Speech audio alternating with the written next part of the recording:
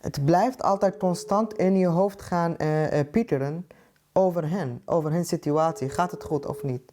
Dus ja, nu hebben ze geen internet. En zo gaat het zo'n de aardbeving al meer als een week.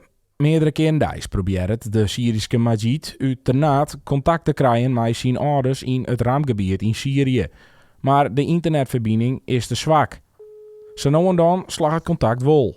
Ik heb ze op een verschrikkelijke manier getroffen aan de telefoon. Vooral gillend en schreeuwend.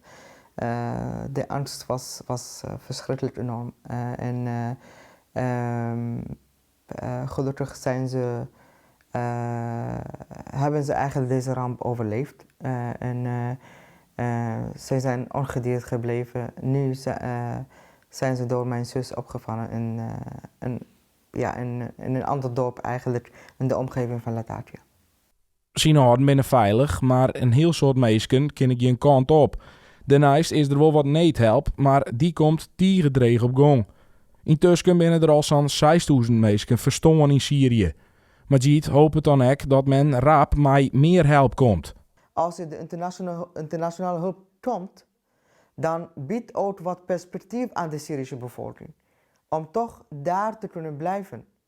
Want als je mensen geen basale behoeften hebben, dan raken ze ook teleurgesteld en woedend op de internationale gemeenschap.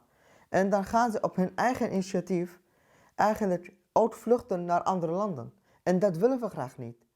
Daarom is het nu de internationale hulp hard dan nodig om deze mensen wat perspectief te bieden, ook in Syrië. Te jaren mijn oren Syriërs die in Nederland wonen, proberen Majid alles op alles te zetten om de meisken in het aardbevingsgebied te stiepjen. Met elkaar hebben ze een soort nood over de toekomst in het land wat ramp op ramp te verworren krijgt. Ik kan eigenlijk met geen zekerheid zeggen of het land op een normale manier zal herbouwd worden. Of op